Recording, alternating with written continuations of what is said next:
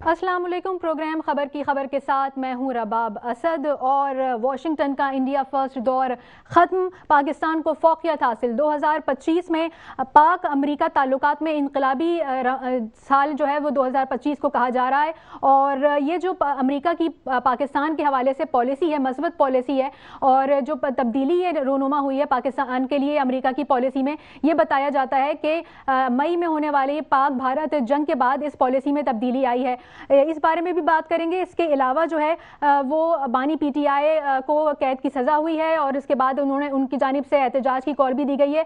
इस पर भी बात करेंगे। सबसे पहले बात कर लेते हैं वॉशिंगटन टाइम्स के इस आर्टिकल के हवाले से। हमारे साथ सीनियर तजियाकार अब्दुल्ला हमीद गुल साहब मौजूद हैं, उन्होंने हमें ज्वाइन किया है। अब्दुल्ला हमीद गुल साहब, बहुत शुक्रिया आपने प्रोग्राम के लिए वक्त निकाला।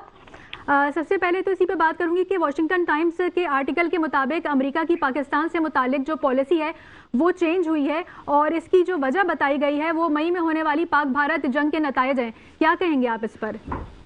बिस्मिल्लाहिर्रहमानिर्रहीम। बहुत शुक्रिया जी। मैं सीनियर तजियाकार के साथ चेयरमैन तहरीक जवानान पाकिस्तान हूँ। ये मेरी सियासी पार्टी है जी। आपका शुक्रिया, आपने मुझे मदऊ किया।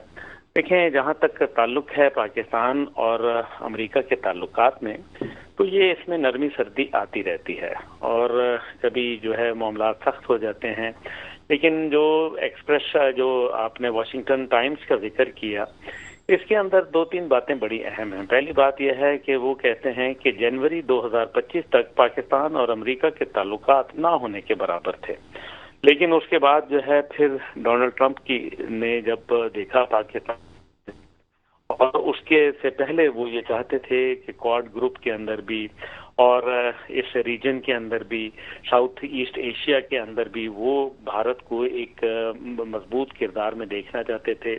और जाहिर है भारत के पाकिस्तान के साथ जो मुखाशमत है उसमें भारत जो है वो पाकिस्तान को कमजोर देखना चाहता था, जिसके ऊपर अमेरिका ऑन बोर्ड था उनके साथ। लेकिन जब पाक भारत जंग होती है तो पाक भारत जंग के अंदर वो एक शुष्तर रह जाते हैं। जो लफ्ज लिखा है वो उसमें है स्टनिंग लिखा हुआ है कि वो बिल्कुल सख्ते में आ गए। और जॉर्ज बुश जो है, जो डोनाल्ड ट्रंप हैं, वो ये उम्मीद नहीं कर रहे थे कि पाकिस्तान, जिसके मुतल्लिक बारहा बताया गया था कि पाकिस्तान एक इंतहाई कमजोर मुल्क है और अपना दिफा करना नामुमकिन है, वो उसके तमाम जो सोच थी वो उसके बरक्स हो गई। उसके बाद जो है वो फील्ड मार्शल साहब का जो है वो उन्होंने खाना किया और उसके अंदर जो बदलती हुई खित्ते की सूरत हाल और ताकत का तवाज़ुन है उसको सामने रखते हुए उन्होंने एक जो गैर मामूली मुलाकात थी, जो माजी में किसी भी आर्मी चीफ के साथ इस तरह से सदर ने खाना नहीं दिया, वो उन्होंने उनको खाने पे मदऊ किया, जो कि एक मुकर्ररा जो वक्त था उससे डबल से भी ज्यादा तजावज कर गया। तो ये वो तमाम बातें हैं जो वो बात करते हैं। फिर वो कहते हैं कि जनरल माइकल कोयरेला के साथ जो है, जो कि सेंट कॉम हेडक्वार्टर के अंदर फील्ड मार्शल साहब को जो है वो एक रेड कारपेट वेलकम दिया गया और उनको जो है वो बहुत ही अच्छे अंदाज के अंदर उनकी बात को समझा गया। वहाँ फिर ये भी कहते हैं कि वो एक खामोश तबीयत के मालिक हैं और बिल्कुल एक वो डार्क हॉर्स से तशबीह देते हैं कि वो एक बिल्कुल जैसे एक शैडो होता है, लेकिन वो अपनी प्रेजेंस को महसूस करवाते हैं अपनी काबिलियत, अपनी सलाहियत से, और दुनिया में इज्जत और मुकाम हासिल करते हैं अपने मुल्क समेत।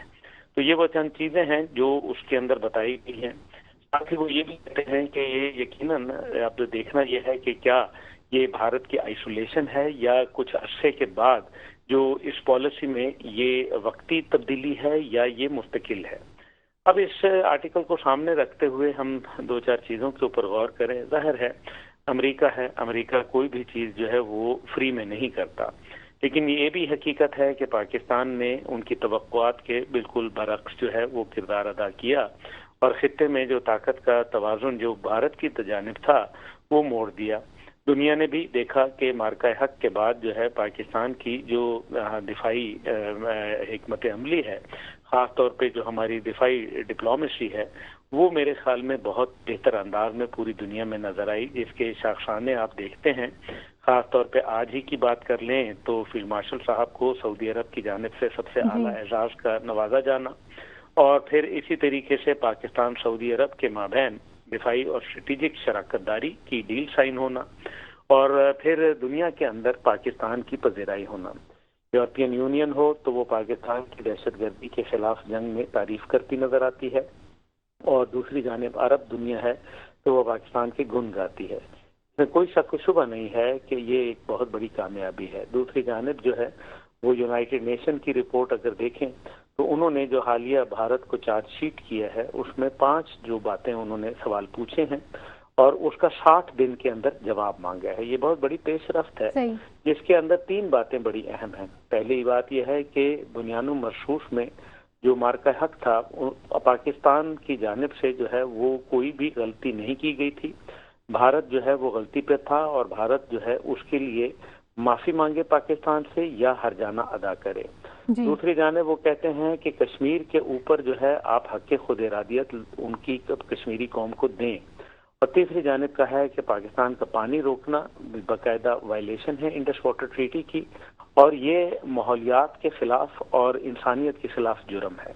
تو یہ میرے خیال میں چند باتیں ہیں جو بھارت کو شاید پہلے کبھی بھی ایسی چیزوں کا سامنا نہیں تھا. پچھلی 1 دہائی کے اندر اگر میں نظر دوڑاؤں تو پاکستان کی یہ بہت بڑی سفارتی کامیابی ہے.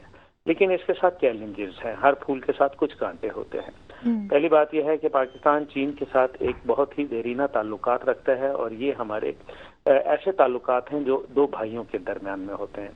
اس لیے چین جو ہے وہ ظاہر ہے امریکہ کا مد مقابل ہے اور امریکہ اور چین آگ اور پانی کا ملاپ جیسی بات ہے.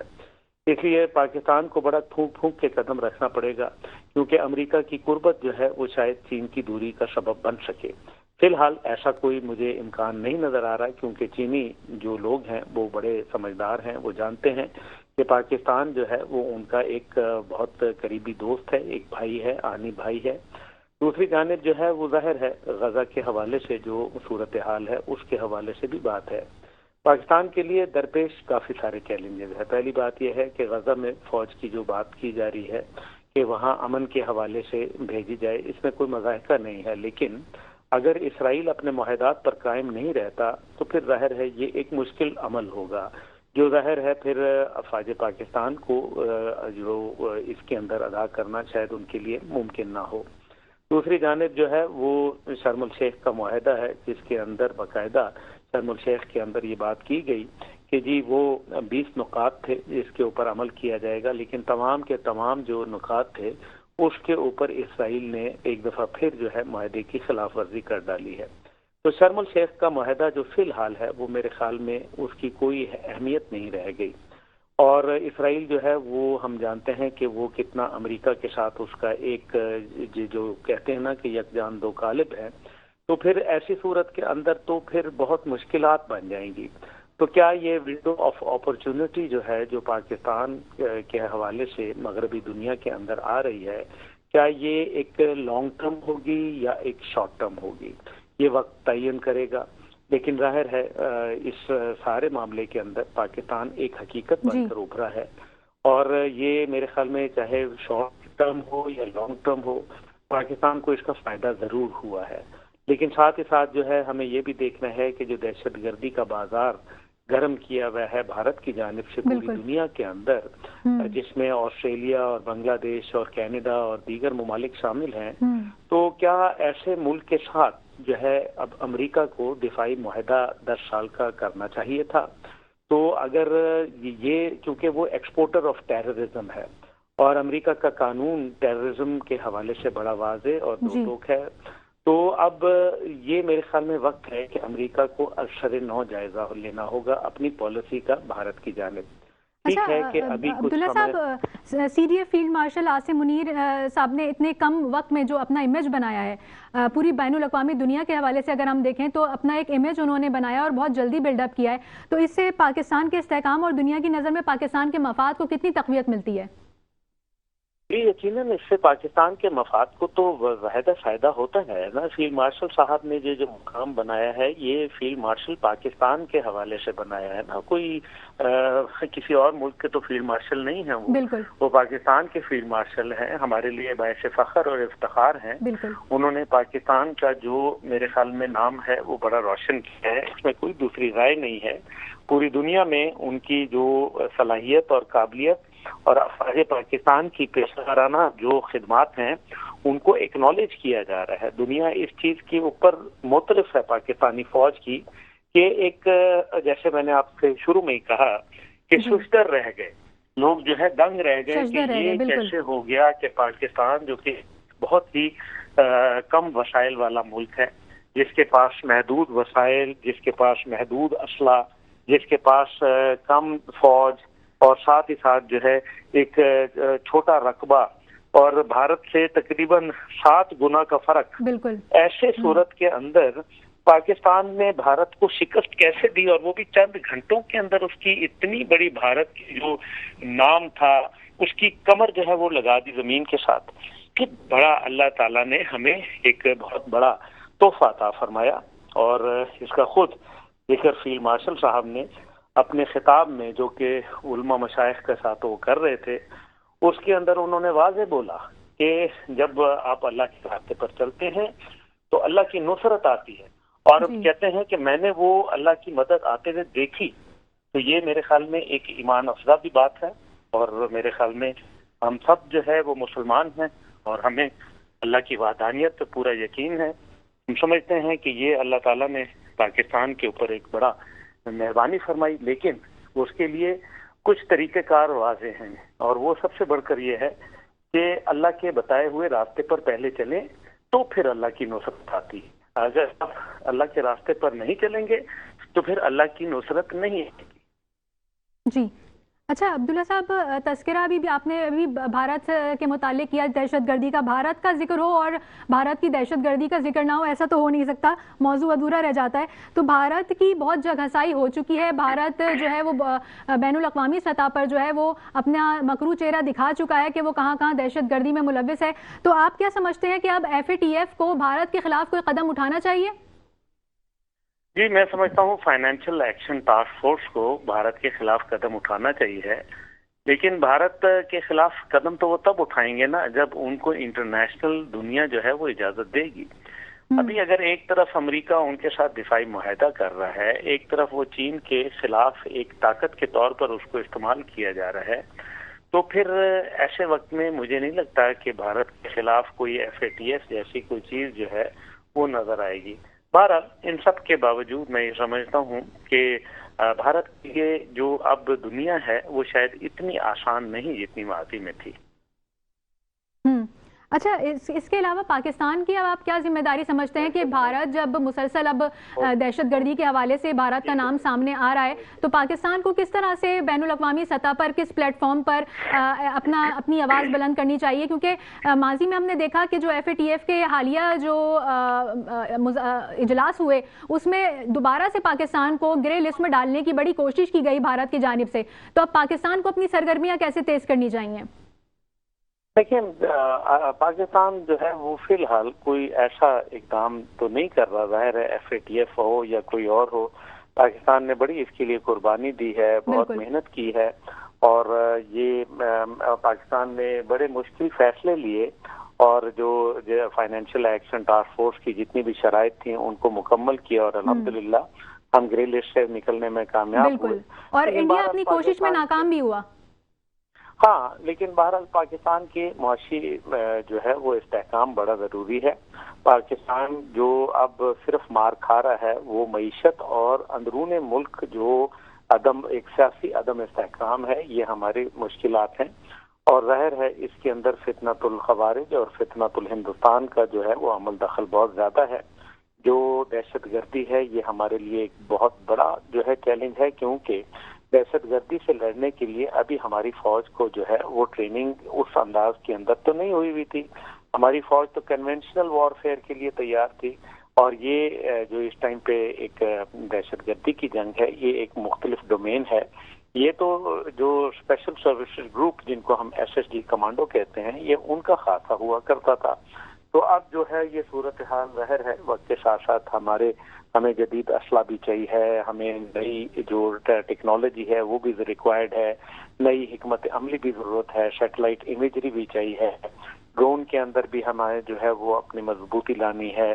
تو یہ تمام چیزیں ہیں جن کا چیلنجز ہیں، لیکن ساتھ ہی دیکھیں نا افغانستان میں امریکہ کا اسلحہ موجود ہے اور $10 ارب کا اسلحہ موجود ہے، جو پاکستان کے اسلحہ خانے سے $3 ارب زیادہ ہے. تو میرا خیال ہے یہ وقت ہے کہ امریکہ کو اب وہ اسلحہ واپس لے کے جانا چاہیے، اور ساتھ ہی ساتھ افغانستان کی جو مالی معاونت کرتا ہے امریکہ पिछले 4 साल से, जो कि तकरीबन इस टाइम पे $19 बिलियन वो दे चुका है और हर माह तकरीबन $84 मिलियन वो दे रहा है, तो ये माली मावनत तो ख़त्म होनी होगी, वरना जो है पाकिस्तान के अंदर दहशतगर्दी का अफरियत जो है वो जोर पकड़ेगा और वो हमें FATF की तरफ भी ले जा सकता है। अच्छा, FATF से मुतालिक मैं ये भी जानना चाहूंगी कि पाकिस्तान FATF में किस तरह से अपनी आवाज उठा सकता है कि भारत को अब ग्रे लिस्ट में डाला जाए? देखिए, पाकिस्तान तो पहले भी आवाज उठा रहा था ना। पाकिस्तान तो दुनिया को बता रहा था कि दहशतगर्दी का पीछे जो मंबा है वो तो अब भारत है। अब तो बातें खुल के सामने आई है ना, ऑस्ट्रेलिया हो या कनाडा हो या वो फिर अमेरिका हो या पाकिस्तान हो या फिर बांग्लादेश हो, भारत जो है वो हर जगह जो है वो दहशतगर्दी फैला रहा है। भारत एक they are exporter of terrorism और they need to be, I think, harnessed properly, because if the world wants peace and stability in the region, I think this is the high time that they should, put a strong check and balance on India, and उसके लिए ज़रूरी है कि ये सब चीज़ों के ऊपर अगर इंटरनेशनल दुनिया जो है वो पाकिस्तान का साथ नहीं देगी, इंसाफ का साथ नहीं देगी और भारत को इसी तरीके से जो है वो अपनी मनमानियां करने देगी, तो मेरा ख्याल है कि वो दिन दूर नहीं है जब एक और बहुत ही शदीद पाक भारत जंग दोबारा जो है वो छिड़ जाए।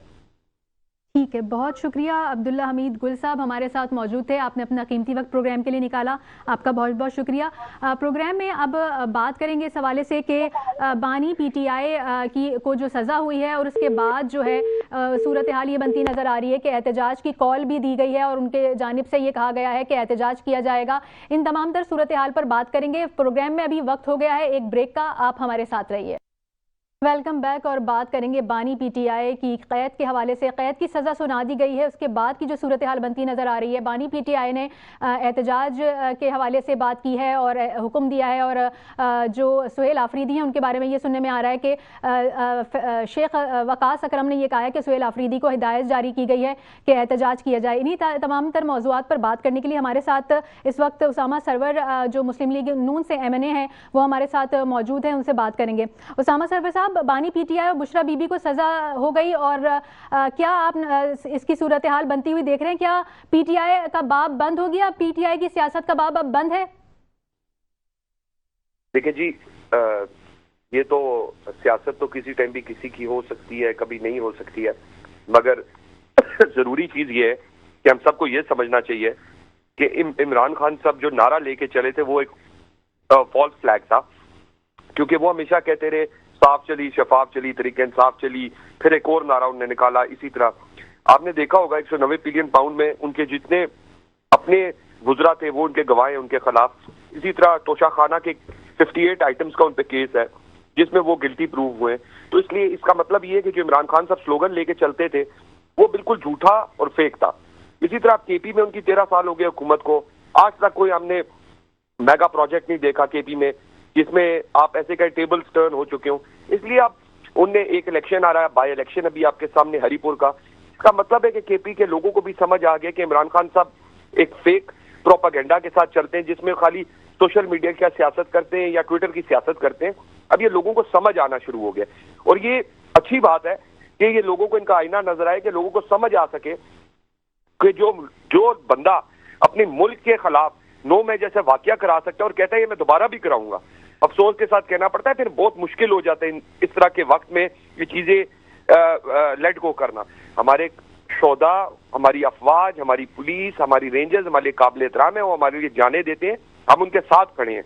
हम सबको समझना चाहिए इमरान खान और PTI हमारे लिए काबिल एहतराम जरूर है, मगर हमारे मुल्क या हमारी अफवाज से आगे हमें अजीज नहीं है।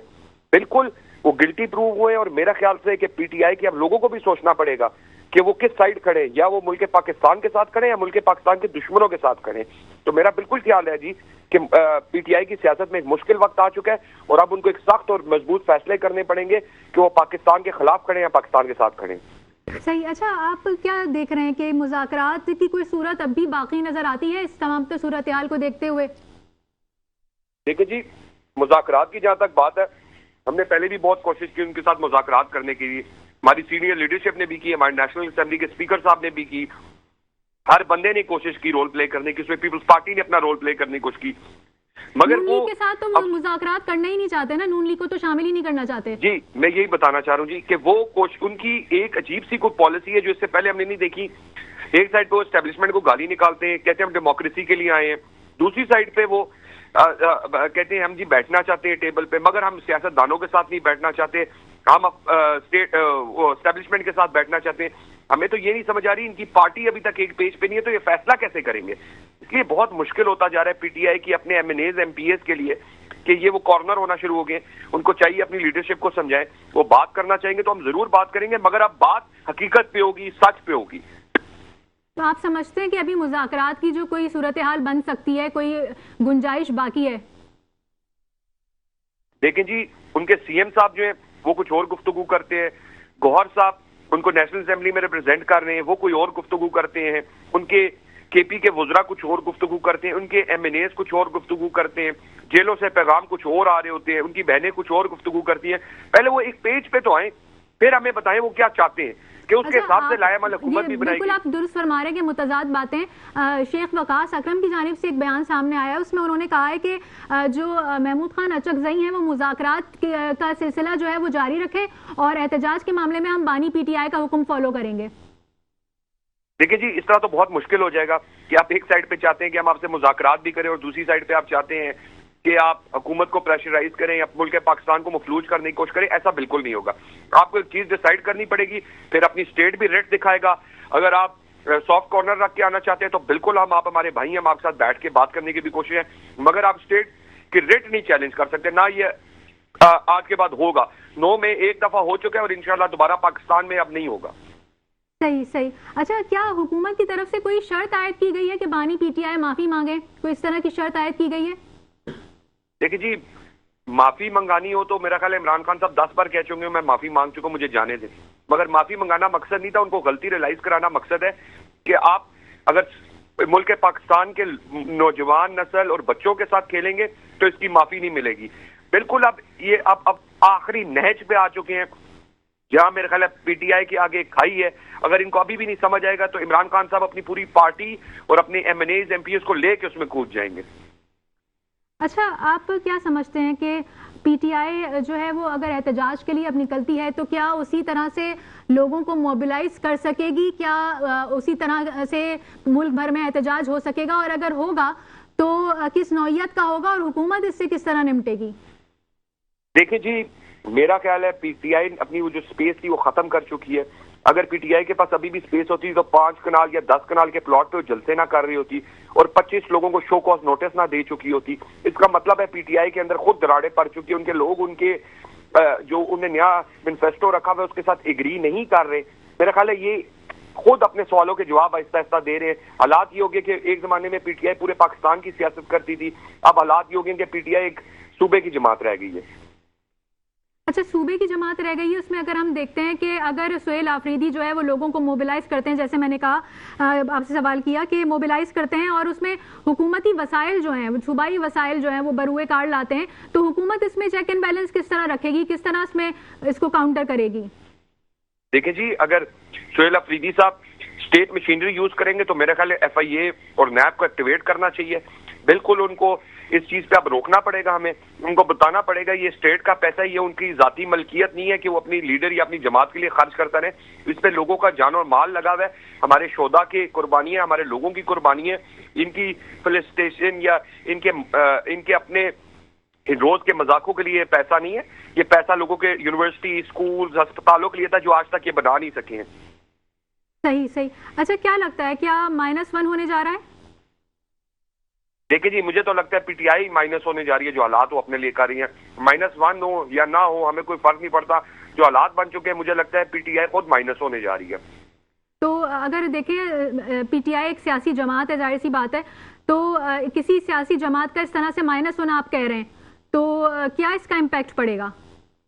دیکھیں جی اللہ نہ کرے ہم کبھی کسی کو مائنس کرنے کی بات کریں، مگر جو حالات بن رہے ہیں جس طرح انہیں پاکستان کے خلاف انڈین میڈیا پہ، افغانستانی میڈیا پہ اور درون جنگ جو ان کی حرکات رہیں، جو ان کی پوسٹ رہیں، اس سے تو یہی نظر آتا ہے کہ یہ اینٹی پاکستان چل رہے ہیں.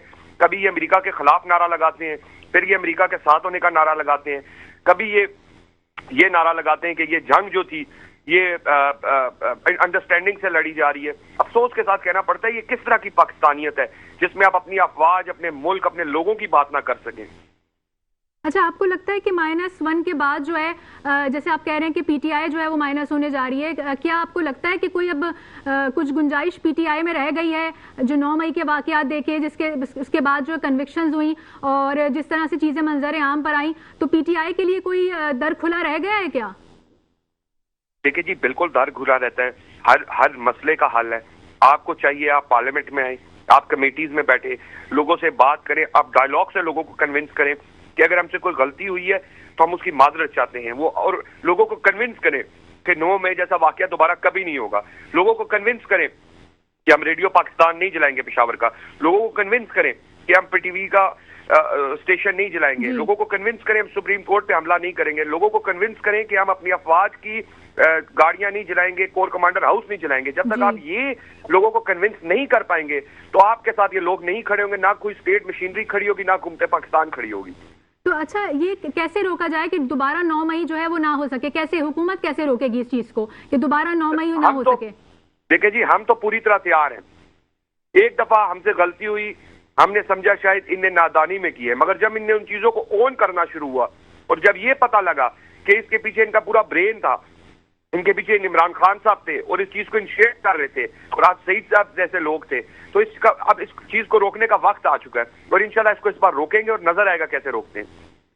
اچھا، اب جس طرح سے پی ٹی آئی جہاں پر کھڑی ہے تو آپ کو لگتا ہے کہ اب یہ بند گلی میں داخل ہو گئی ہے پی ٹی آئی اور اب اس کو سمجھ میں نہیں آ رہا ہے کہ آخر جائیں تو جائیں کہاں اور اپنے آپ کو کس طرح سے آگے چلائیں؟ دیکھیں جی، جیسے آپ نے فرمایا، بالکل پی ٹی آئی اپنے آپ کو ایک تنگ گلی، بند گلی کی طرف دھکیل چکی ہے. آپ کو ان کے وزراء، ان کے M N As, M P As, سابق M N As, M P As کے بیانات، ان کے ورکرز کے بیانات سن کے اور دیکھ کے لگ رہا ہوگا کہ جی کہ ان کو خود ایک پیج پہ نہیں ہے. تو اس کا مطلب ہے ان میں ایک کشیدگی پائی جا رہی ہے، ان میں ایک ٹینشن پائی جا رہی ہے کہ ان کو خود سمجھ نہیں آ رہا ہے وہ کون سی لائن فالو کریں. صحیح. اچھا، اگر ہم اس کو سپوز کر لیتے ہیں کہ اگر سہیل آفریدی جو ہے وہ لوگوں کو موبلائز کرنے میں کسی حد تک کامیاب ہو گئے، خیبر پختونخوا کی حد تک، یا اگر انہوں نے کوئی مارچ کیا یا وہ کوئی بھی احتجاج کیا، تو اس کے بعد حکومتی مشینری کیسے حرکت میں آئے گی کہ 9 مئی ریپیٹ نہ ہو؟ دیکھیں جی، وہ اٹک پل نہیں کراس کر پائیں گے انشاءاللہ. یہ میرا آپ سے وعدہ ہے، میرے اللہ کو منظور ہوا تو وہ اٹک پل نہیں کراس کر پائیں گے. اور اس چیز کی جوابدہی پھر سہیل آفریدی صاحب سے ہوگی کہ کیا ان کو اس چیز کا درد نہیں تھا کہ افغانستان کے بارڈر پہ کیا ہو رہا ہے؟ کیا ان کو یہ درد نہیں تھا کہ اے ٹی ایس کے انسٹیٹیوٹ پہ حملہ ہو رہا ہے؟ کیا ان کو یہ درد نہیں تھا کہ اے پی ایس کرنے کی کوشش کی جا رہی ہے دوبارہ؟ کیا ان کو اس چیز کا درد نہیں تھا کہ ان کی یونیورسٹیز میں بچے نہیں جا رہے؟ کیا ان کو اس چیز کا درد نہیں ہے کہ ان کے پاس ہاسپٹل نہیں ہے علاج کے لیے، کہ لوگ ہمارے حلقوں میں آ رہے ہیں؟ ان چیزوں کو ان کو خود جواب دینا چاہیے لوگوں کو، اور آپ لوگوں کو بھی دیکھنا چاہیے کہ کون سچ بول رہا ہے اور کون جھوٹ بول رہا ہے. تو اسامہ سرور صاحب، اگر سہیل آفریدی کا یہی کام رہ گیا ہے کہ لوگوں کو موبلائز کریں اور احتجاج کے لیے لے کر آئیں، تو صوبے کی طرف کب توجہ دیں گے؟ لا اینڈ آرڈر کی سچویشن متاثر ہے، تعلیم کا نظام متاثر ہے، گورننس نہیں ہے، تو اس طرف وہ کب دیکھیں گے؟ دیکھیں جی، یہ تو سوال میڈیا کو اٹھانا چاہیے، سول سوسائٹی کو اٹھانا چاہیے کہ ابھی تک جو شخص اپنے صوبے کا آٹے کا، چینی کا، سکولز کا، یونیورسٹیز کا، ہسپتالوں کا، پولیس اسٹیشن کا نظام صحیح نہیں کر سکا، کس چیز کے چیف منسٹر ہیں؟ ادھر ہم نے پنجاب میں 18 سے 19 نئے ڈپارٹمنٹ بنا دیے، ادھر آج تک وہ ایک سائیکل کا ڈپارٹمنٹ نہیں بنوا سکے. یہ کس طرح چلے گا؟ یہ تو بڑا مشکل ہو جائے گا اس طرح صوبہ چلنا. آپ کے پی کی حکومت کے ساتھ مذاق کر رہے ہیں، آپ کے پی کے لوگوں کے ساتھ مذاق کر رہے ہیں. صرف آپ نے ایک جھنڈا اٹھایا ہوا ہے کہ جی ہم بدلیں گے نظام. کیا نظام بدلا آپ نے 4.5 سال میں؟ کیا بدلا نظام آپ نے پچھلے 13 سال میں؟ صرف آپ لوگوں کے ساتھ ایک جھوٹا مذاق کرتے ہیں، جھوٹ بیچتے ہیں اور لوگوں کو فراڈ کر کے چیزوں میں پھنسائی جا رہے ہیں کہ کل کے نعرہ مارتے پاکستان ڈیفالٹ کر جائے گا. افسوس کے ساتھ آپ پلیز اپنے ملک پر دھیان کریں، اپنے صوبے پہ دھیان کریں، اپنے ووٹرز پہ دھیان کریں کہ وہ آپ کے ساتھ کھڑے رہیں اور آئندہ آپ کو سپورٹ کر سکیں.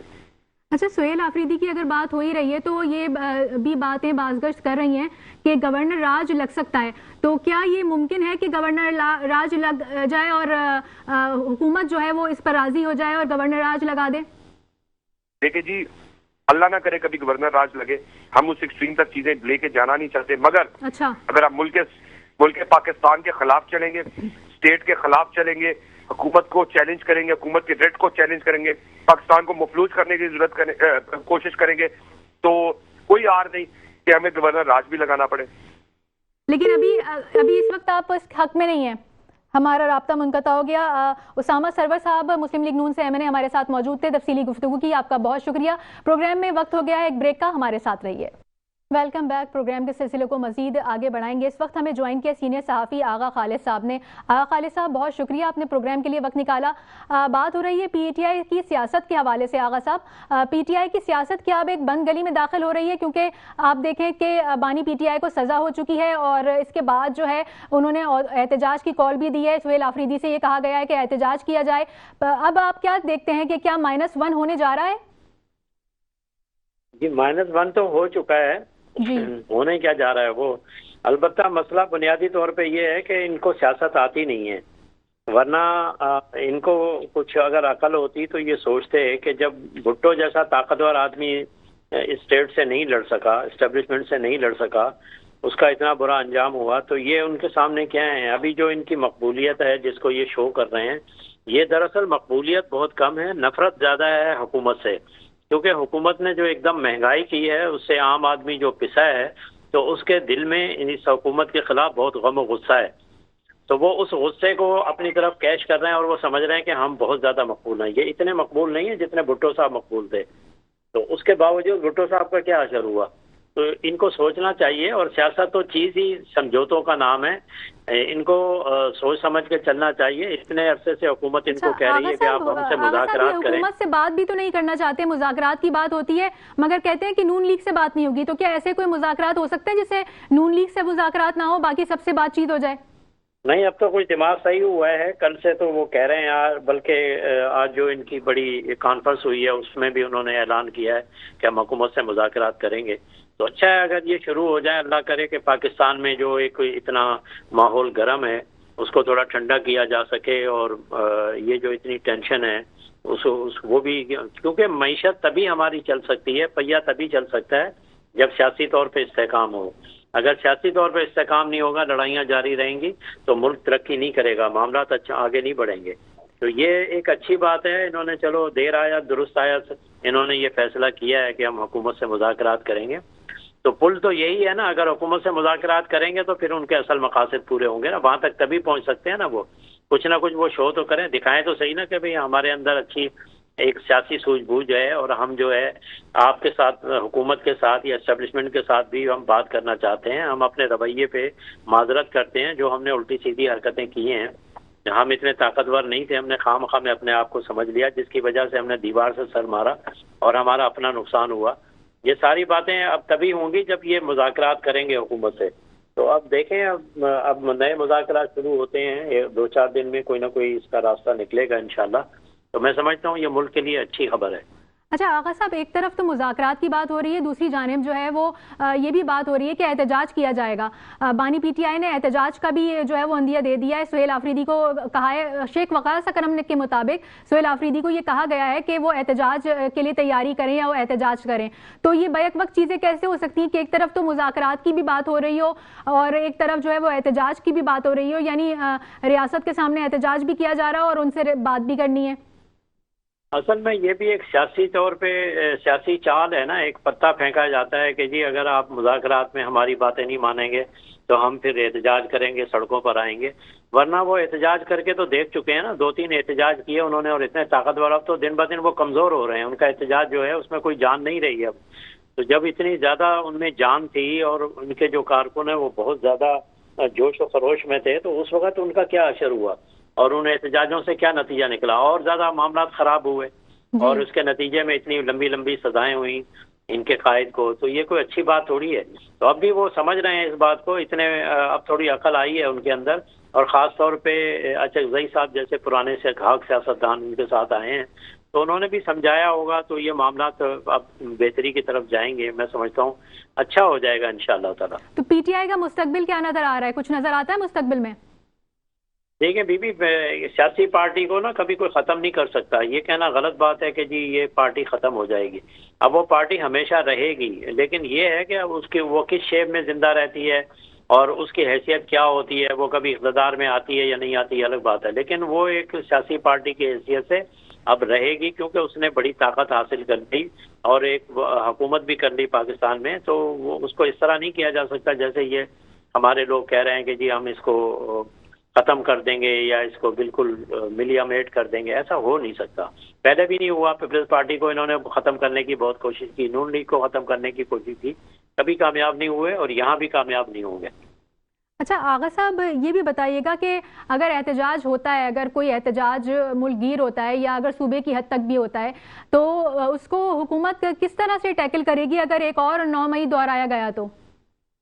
نہیں، 9 مئی کی تو خیر نوبت نہیں آئے گی، اب وہ صورتحال نہیں ہے. لیکن اگر انہوں نے احتجاج کیا تو یہ جو ایک ان کے پاس پتہ بڑا مضبوط ہے کہ ان کے پاس کے پی کی حکومت ہے، یہ اس سے بھی ہاتھ دھو بیٹھیں گے اور وہاں بھی گورنر راج لگ جائے گا، تو ان کو نقصان ہوگا بہت زیادہ. اور یہ بات وہ سمجھ بھی رہے ہیں کہ بھائی یہ ان کے بہت سارے مفرور لوگ جو ہیں، ان کی قیادت جو ہے سب وہاں چھپی ہوئی ہے، وہاں پناہ لیے ہوئے ہیں، تو وہ سب مارے جائیں گے، وہ ذلیل ہوں گے، وہ جیلوں میں جائیں گے، پکڑے جائیں گے. یہ جو تھوڑی بہت ان کو سپورٹ ہے، مالی سپورٹ ہے، سرکاری فنڈز کا یہ استعمال کرتے ہیں اپنی جو مہمات ہیں یا اپنے احتجاج ہیں ان کے لیے، وہ سارے ختم ہو جائیں گے، تو اور زیادہ کمزور ہوں گے اس سے.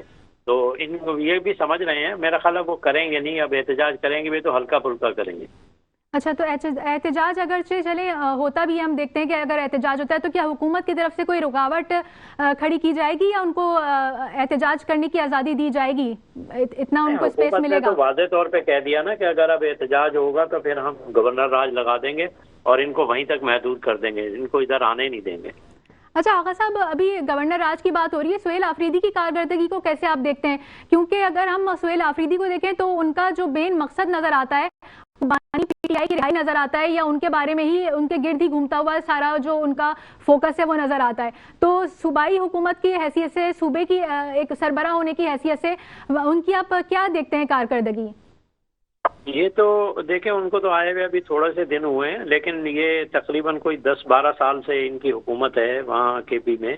تو انہوں نے کیا کیا ہے؟ کوئی کارکردگی کیا ہے؟ ان کی صفر ہے بالکل. اور وہاں کے عوام جو ہے وہ بھی اب سمجھنے لگے ہیں آہستہ آہستہ. اسی لیے ان کے احتجاج بھی اب وہ جان نہیں رہی ہے احتجاجوں کے اندر، کیونکہ لوگ دیکھ رہے ہیں کہ بھئی پنجاب کس طرح ترقی کر رہا ہے، وہاں کیسے کام ہو رہے ہیں، اور اس کے برابر میں یہ ہیں تو ان کا کیا حال ہے، وہاں اسپتالوں کا کیا حال ہے، اسکولوں کا کیا حال ہے، سڑکوں کا کیا حال ہے، ٹریفک کس طرح جام رہتا ہے، امن و امان کی صورتحال کتنی بری ہے. تو یہ ساری چیزیں لوگ دیکھ رہے ہیں اور ان کی ساری توجہ صرف یہی ہے کہ ہم اپنے قائد کو چھڑوا سکیں، اس کو رہا کروا سکیں یا اس کے لیے احتجاج کر سکیں. عوام کی تو ان کو پرواہ نہیں ہے، اگر ہوتی تو یہ سب کچھ نہ ہو رہا ہوتا. بالکل. اس لیے میں آپ کو کہوں یہ ان کے لیے بہت برا وقت ہے، ان کو ایسا نہیں کرنا چاہیے.